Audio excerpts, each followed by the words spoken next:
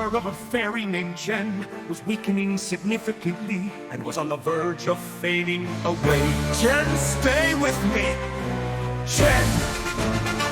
Saladin, the fire god, was holding the fairy in his arms. He had been enveloping her with his sacred fire for some time, but her strength had not returned. Why? Why is this happening? Lord Saladin, thank you for all you've done. Jen! The fairy's form vanished in a fleeting moment. Why, Jen? The surrounding fairies were in deep lamentation, especially Luciana, who had never witnessed a fairy's death before and was deeply shocked. Father, bring Jen back to life! Luciana cried and begged Saladin, but he sternly replied, "It's impossible! Why did she die? Why? Why couldn't we save her? Lady Luciana, Lord Saladin is suffering too." The other fairies tried to console Luciana. Jen had been with Saladin for over 10,000 years. Her death was also a deep sorrow for Saladin. The death of a fairy is unpredictable, and once their time comes, there is no way to stop it. The hall was engulfed in a deep sadness for a while.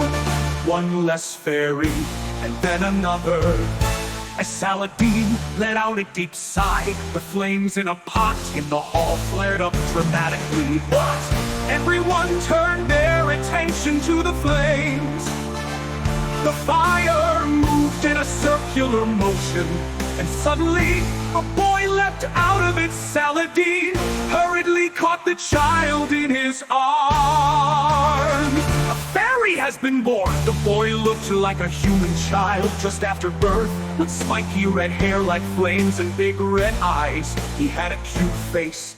It's a fairy! Amazing! So cute! Luciana wiped away her tears.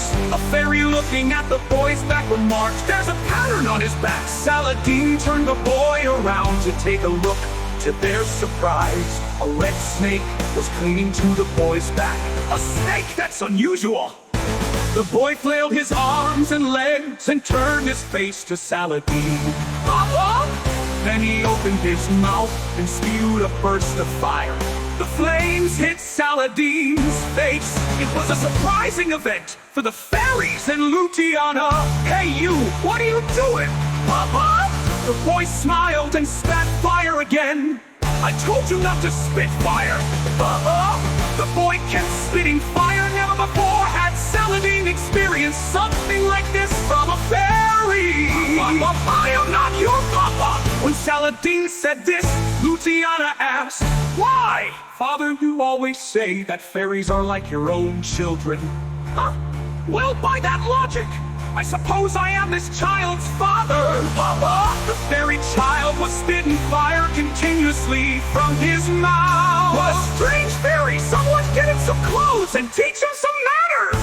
Saladin handed the child to a female fairy.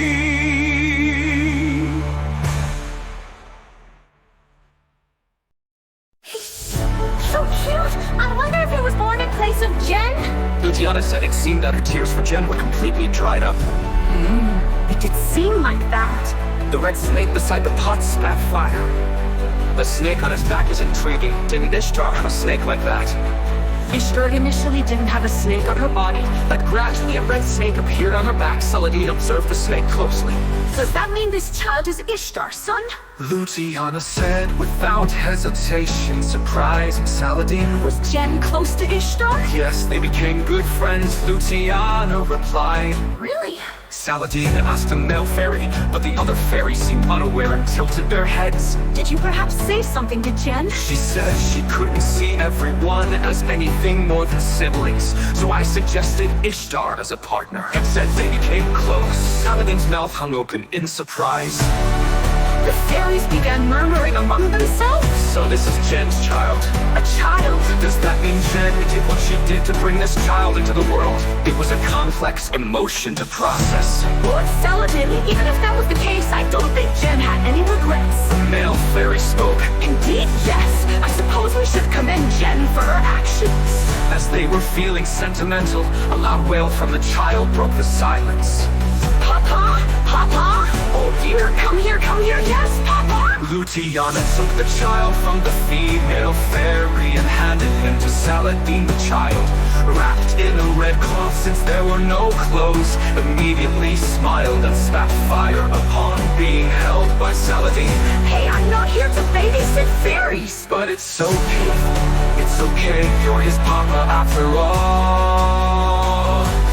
Saladin gave the child a stern look, but the fairy child just smiled. Apparently Saladin's face wasn't scary at all. Should I just send him to Ishtar? Saladin thought mischievously, but with this child around, any place in the human world would end up burning. In any case, don't spit fire at me! The child spat a flame into the air, which took the shape of a snake, making the fairies exclaim in admiration. Wow, how amazing! You're so good! Luciana was delighted too. The fire snake hit Saladin on the cheek, didn't he? Well, he's still a child, so it can't be helped. Luciana was happy, and even the other fairies were smirking. Somehow got on Saladin's nerves. For goodness sake, someone teach him some manners! Little did Saladin know he would be left with such a legacy.